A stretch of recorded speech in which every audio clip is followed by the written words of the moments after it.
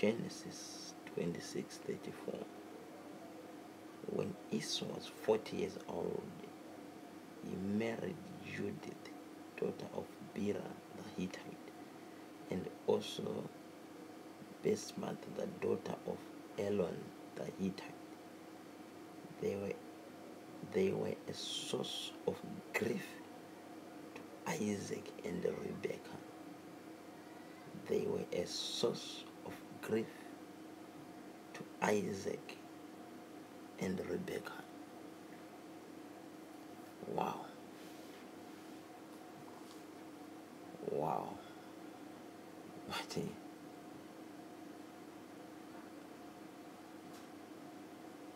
What a words in Genesis 26:34. When I was reading the Word of God, when I came across these words, I freeze and I was thinking. Then I jumped to Genesis 27:46. Then Rebekah said to Isaac, I am disgusted with living because of the I am disgusted of living because of the Hittite woman. If Jacob takes a wife from among the women of this land, from Hittite women like this, my life will not be worthy of living. My God. My God. I was thinking and pondering upon these words. I was trying to look into the life of Rebekah. What exactly is happening to her? What really exactly was she going through to a point that she said she was disgusted of living because of the woman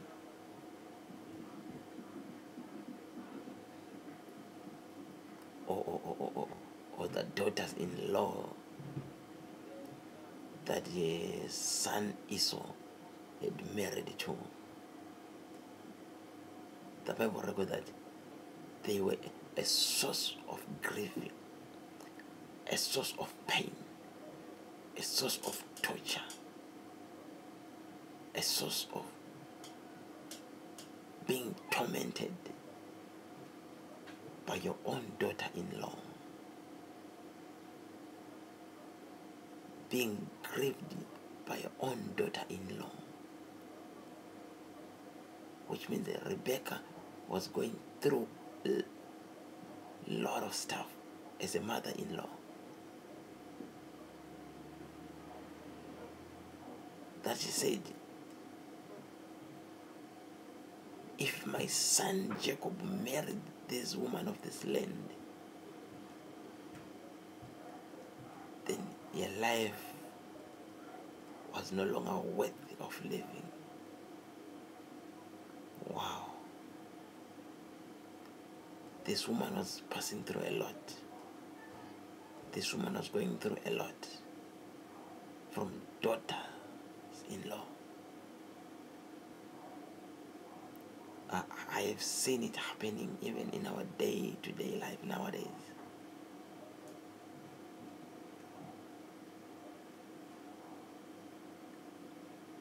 In our culture, they say that angweni ne Murora zvinonetsa kuti vajikedzane.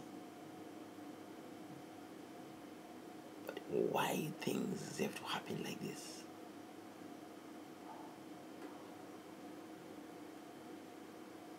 To my own understanding, you need to create a good relationship with your mother-in-law as a daughter-in-law.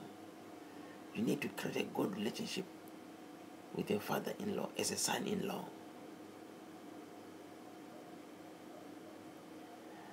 You don't need to cause pain in a family where you are married, or in a family where you got married to.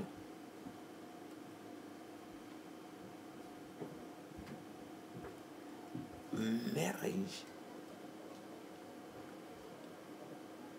it means we are creating a relationship, we are building a relationship, we are bringing two families together, we are bringing two families from two different cultures.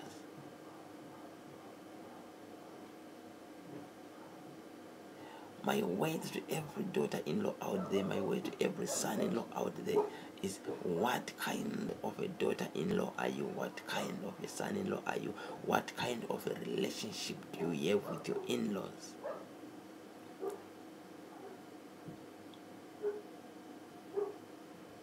Do you have time to speak with your mother-in-law? Do you have time to speak with your father-in-law? Are they happy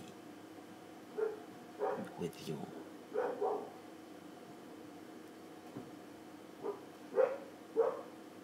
When you are not there, what are they saying about you? When you're at your family's place, what are you saying about your in-laws?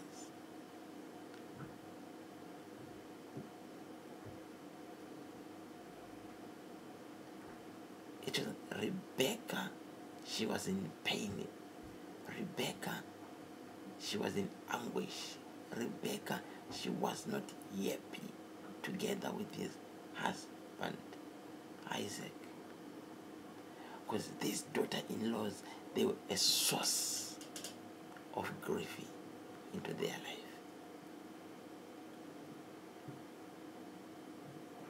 Try to think how your mother and how your parents struggle to raise you.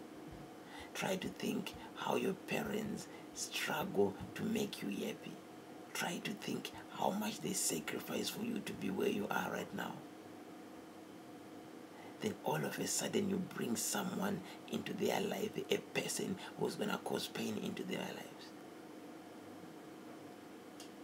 A person who's going to bring grief into their life. This situation was paining Rebecca because there's a lot of things, there's a lot of stuff that was happening to her during the pregnancy. She suffered a lot. She sacrificed a lot. That's the same with you right now. Your parents have suffered a lot. Your mom has suffered a lot. My brothers and sisters, being pregnant, it's not easy. Being pregnant is a life. It's a matter of life and death. That sometimes a woman will fight for her children inside the stomach. She will fight for her unborn children, for them to live. When a person grown up maybe is ready to marry, or when a person grown up, when maybe she's ready to get married to, what kind of a person are you bringing into your family? Is that person going to bring happiness? Is that person going to bring grief? Right now, as I'm speaking, there are some women, there are some daughters-in-law that they don't see eye to eye with their mother-in-law. There are some son-in-laws that they don't see eye to eye with their father-in-laws. What kind is that?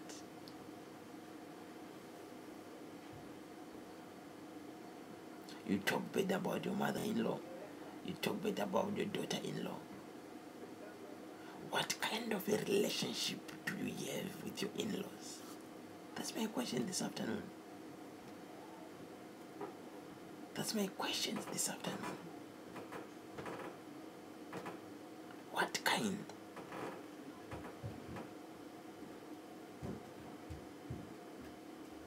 I'm talking this stuff not out of my opinion, but I'm talking of this stuff out of experience. I have seen my mother passing through a lot of stuff, but at that time I could not understand because I was still young. But as I was growing, I began to understand, and God began to reveal some stuff unto me. That as a son-in-law, as a daughter-in-law, you must create a good relationship with your in-laws. They are your second parents.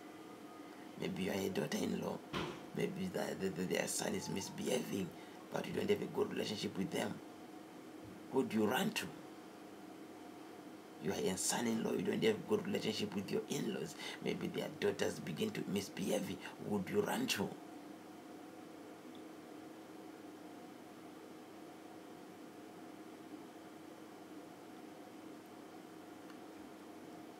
I've come to understand that if you need to create a good relationship with them, create a room for respect.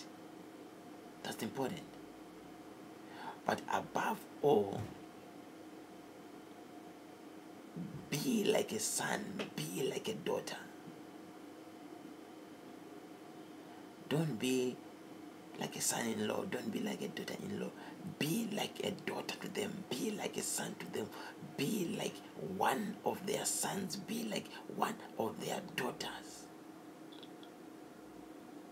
And also to the in-laws, treat your Murora as your own daughter. Treat your Mukwasha as your own son.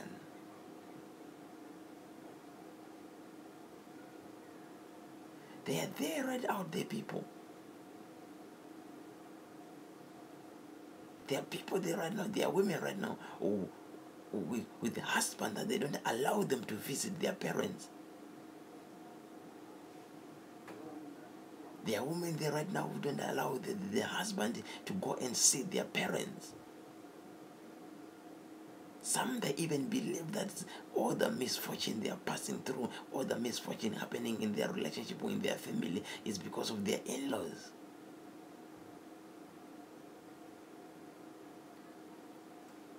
How can they put a bad luck to you? How can they do that? They carried your husband for 9 months. They carried your wife for 9 months. From day one, they take care of you. From day one, they take care of you. They provide everything that he wanted. You found him already the way he is. You find her already the way she is. There are some people who put their effort into that person.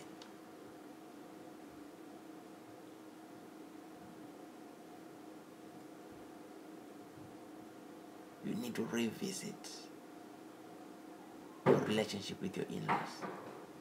You need to revisit your relationship with your in-laws. They mustn't cry. What kind of a person our daughter brought into our life? What kind of a person is this? Daughter-in-laws, where you are married right now, it's your second family. Son-in-laws, where you got married right now, it's your second family. So my prayer this afternoon and my desire, go and revisit what kind of a relationship do you have with your in-laws. If you have time, go and read Genesis 26 and see what Rebecca was passing through. May the dear Lord continue doing great things in your life. You have a blessed day.